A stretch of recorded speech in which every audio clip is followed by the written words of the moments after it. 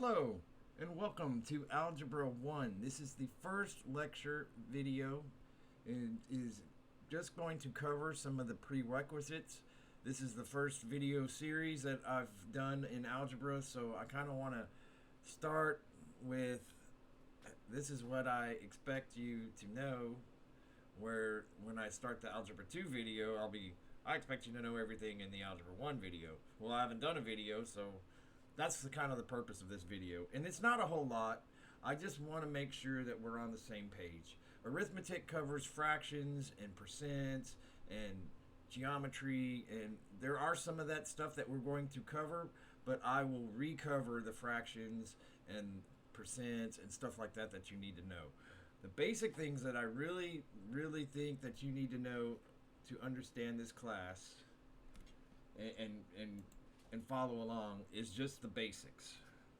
I'm just for the purpose of not getting into a complex vocabulary, numbers. And when I say numbers, I just mean 1, 2, 3, 4, 5, 6, 7, just any kind of number. I want you to be able to take these and add, subtract, multiply, and divide. And yes, you can use a calculator, but sometimes you're going to realize that it's just faster to do it than it is to pull out the calculator, turn it on, type the numbers in, da da da da da. If you have a basic understanding of these, and I don't mean I don't want you to be doing 9-digit numbers multiply. We're not going to do that, or we're not going to be doing extreme long division or anything like that. Yeah, of course, bring your calculator, but I'm not going to be using a calculator, so I want you to be familiar with how do you get that answer. That's the purpose of this video. Not just numbers, but numbers with decimals, because decimals are kind of skipped in my curriculum. But again, you can do decimals on a calculator. Signed numbers I'm not worried about, because we're going to discuss those in depth, like positives and negatives. That's going to be covered, so you don't have to worry that that you need to know that in order to get through this course. So I'm going to do some basic, again, these can all be done on a calculator. I'm going to just go over these basically, and then I'm going to do an outline of what you can expect to see in the future of just this course. Okay, so let's start with addition. Let's say we're going to add 519 to 387. Okay. So, of course, we're going to do this place value by place value. We're going to start with the ones place. So 9 and 7 is 16. I can't put 16 in the ones place, so I carry the 1 to the tens place, and I add again. Multiply. 1 plus 1 is 2, and 2 plus 8 is 10. Again, we can put the 0 in the tens place and carry the 1 to the hundreds place. And then 1 plus 5 is 6, and 6 and 3 is 9. Okay, so that's the basic addition without decimals. Let's do subtraction. Let's say if I take 906 and subtract 387 from 906. You should know the answer already because it's on the page, but let's just check and see how this works. The answer is 519 because we just added those here, so if we take the answer and subtract it from one of these add-ins, we should get the other.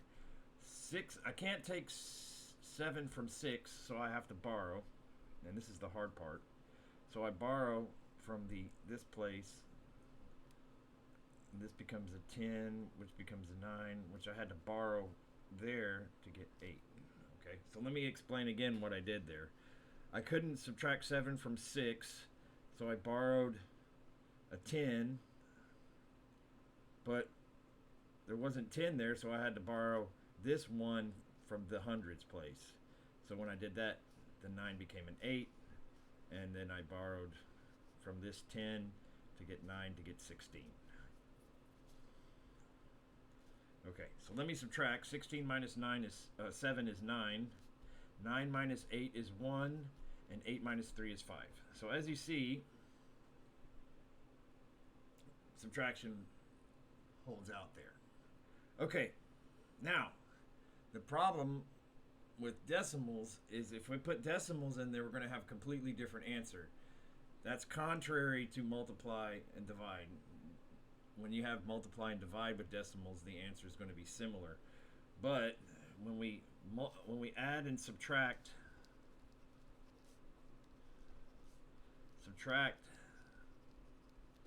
with decimals,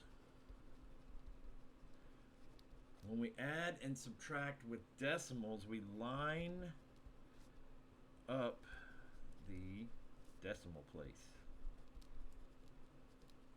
or decimal point. Okay, so let's do same numbers, except I'm going to do, and I'm going to write it this way just to save some space. 51.9 plus 3.87. We're adding the same numbers, but we're going to have a completely different answer. Okay? I'm going to move this up to the top just a little bit. Okay, so let me line these up. So we'll have 51.9 and 3.87. And remember, if we're after the decimal place, to the right of the decimal place, if I put a 0 in there, it does not change the value of the number. So when we add these two, now we get 0 plus 7 in the hundredths place is 7. 9 plus 8 is 17. Carry a 1 over to the ones place. 1 plus 1 is 2, and 2 and 3 is 5. And 5 plus 0 is 5. Completely different answer. So that could throw you off if I add those two numbers and then move the decimal places around. It's a complete... When we added those two here, we got 906, but when we moved the decimal point, we got this. Subtraction is the same thing. If we subtract, we line up the decimal points, okay? I don't think that I need to do an example on lining the decimal points on subtraction. So I want to jump into multiplication. And again, a great way to practice, just make up numbers and add them. And then check them on your calculator until you feel comfortable doing it. If that's something that you feel the need to do. I would encourage doing that. Let's do multiply. Multiply, because multiply and divide have two complete different, and I don't want to get too hard in here. Let's do 341 times 21. Okay.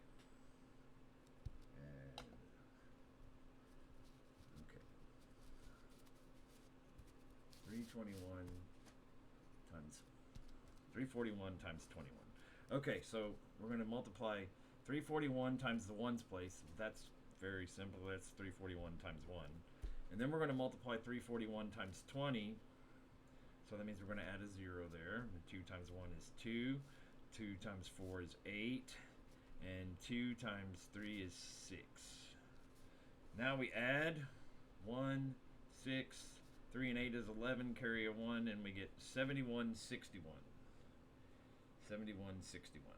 Okay, now, the good thing about multiply and divide is if I put some, let's say I want to make this 3.41 times 2.1, alright? I don't have to do all this multiply again if I already know the answer. Okay. So it's going to be 7161. But what we do is we count how many places are after the decimal. So there's one place after the decimal here, and there's 2 places after the decimal there, for a total of 3 places after the decimal. That focus did not help me any. Okay. So 1, 2, 3, 1, 2, 3. That's how easy multiplying with decimals is. Okay. And then we'll do the scary one, divide.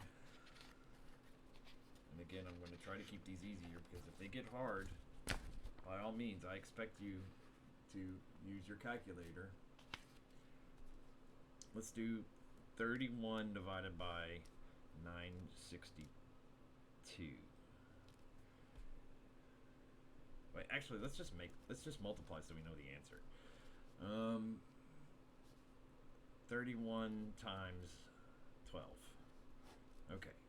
Oh, that's way up there. We'll just do that real quick. 31 times 12. That's, I'm going to do it real quick. Just because this is, we already did a multiply example. So it's 372. So what I'm going to do is I'm going to take 12 and I'm going to divide it into 372. Okay.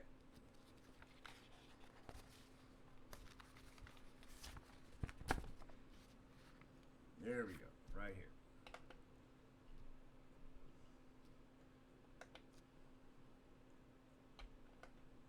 Okay.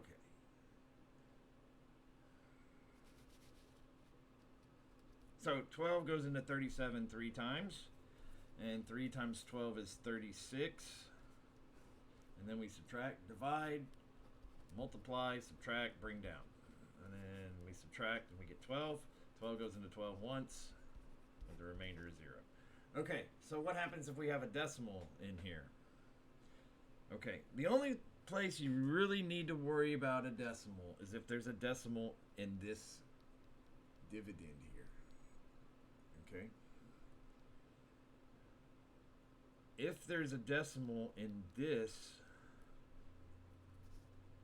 so say we got 1.2 divided by 372. Okay. Instead of 12, we're going to divide 1.2. We need to move the decimal until it's right here. What we're really doing is multiplying that by 10. So remember, this is going to be 372 over 12, right? So if I make it like this, if I multiply the bottom by 10, to keep that fraction the same, I have to multiply the top by 10. And that's why we're moving this decimal one over here. Okay? And it's the same problem, except the decimal is now, instead of here, the decimal's out here. So it's still 3, 1, 0, period. Okay? 3, 1, 0. So let me do that. Let me see what I did again. I did the numbers go in the same position over here. The only difference is instead of the decimal being right there, I had to move it over a place value to here and put a 0 up there.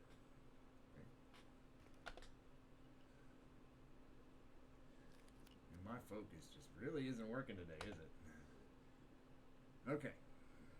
All right, so those are the basic requirements. Again, you can use a calculator to do these problems because most college entrance courses require a calculator. So let's discuss now what to expect. Okay? What are we going to learn out of this? What are we going to get out of this class? Well, this is expectations. What to expect? Well, we're going to start by introducing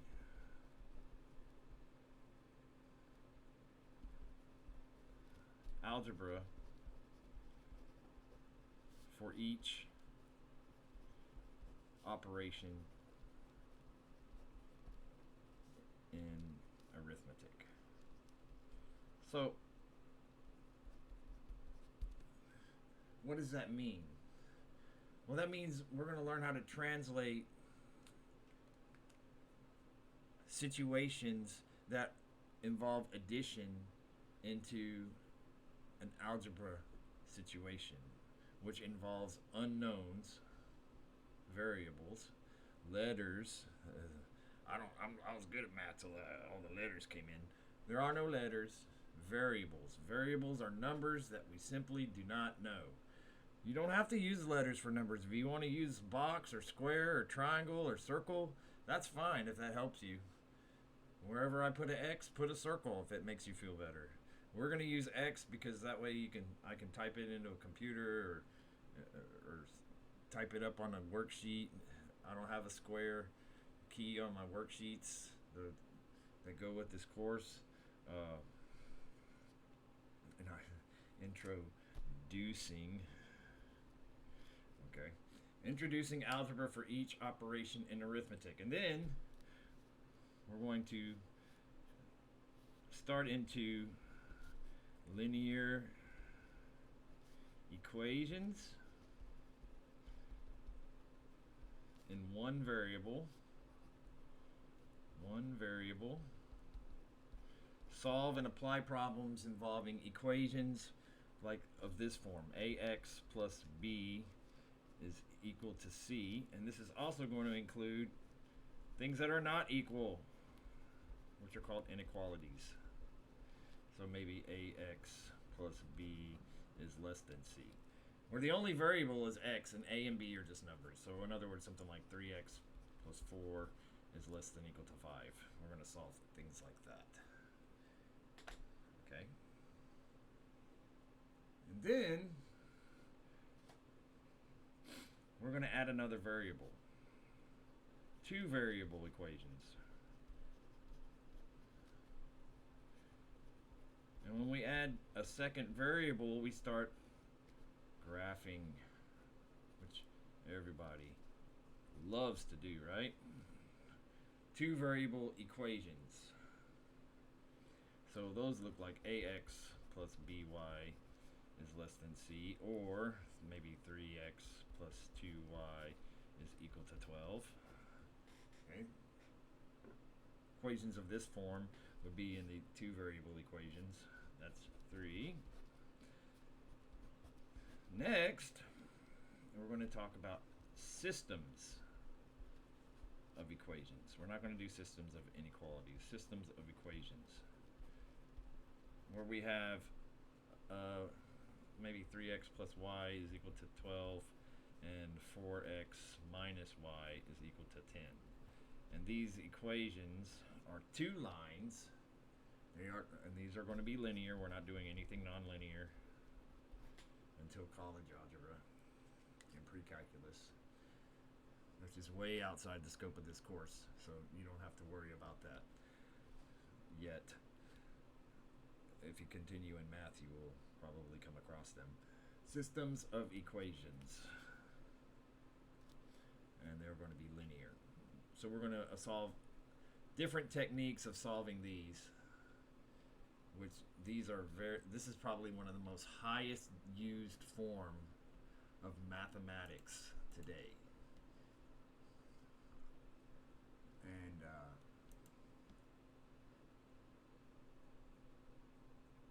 it's very, very, very, very used very much in computers and large, very, very large systems of equations. Okay, then we're going to discuss, we're going to get a little bit harder.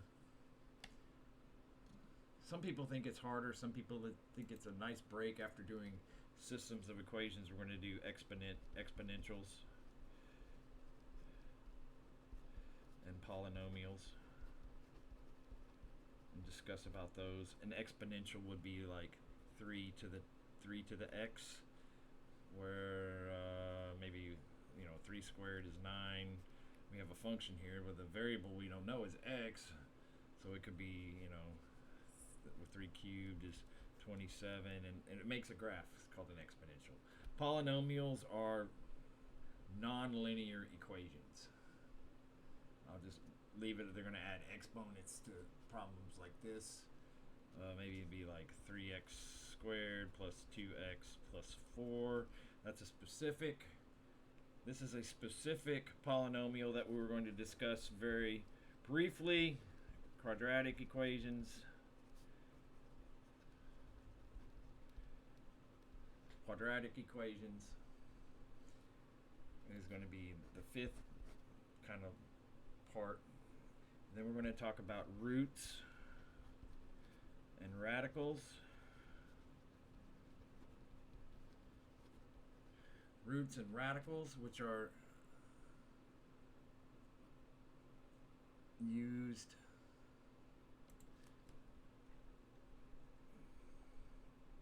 and going from this kind of number, it says a root and a radical will say, given 27 and 3, find the exponent. That's what roots and radicals are.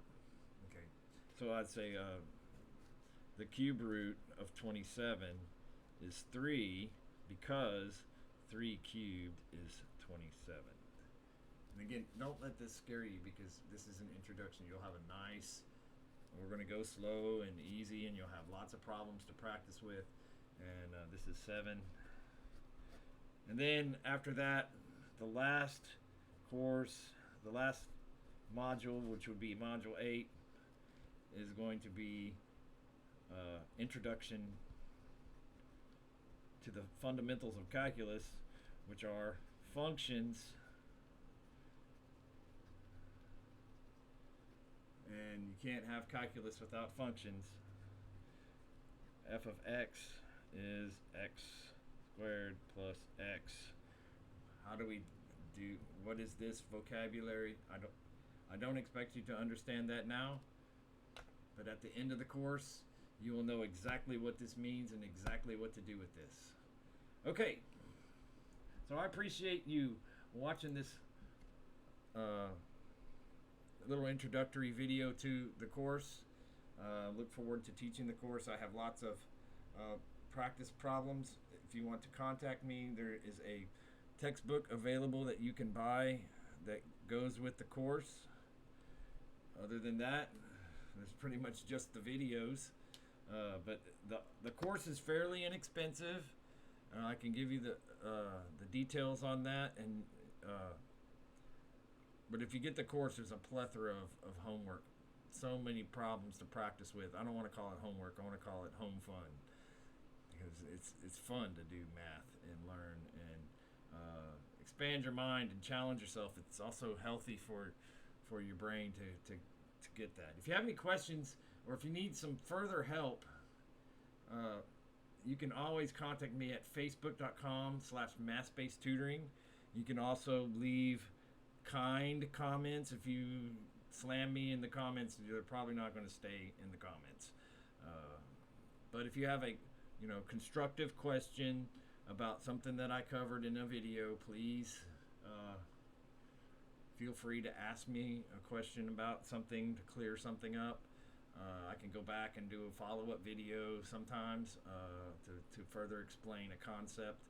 I'm going to try not to blow through any of these. I'm going to go very slow and have lots of examples to give and practice problems to put on the screen for you to try on your own. And you can send me the answers. I don't want you to post the answers in the comments, but if you want to check your work and send me the answers, that's fine. Just do so at MathSpace Tutoring, facebook.com/MathSpace Tutoring, and I'll reply to you, or you can even post it on the wall in there. I don't want it to be in a public view because I don't want people to go, oh, well, there's the answer, and cheat. I want interaction and that kind of things. So I appreciate you watching, and I hope you look forward to the course, and we'll see you in the first video. Thank you.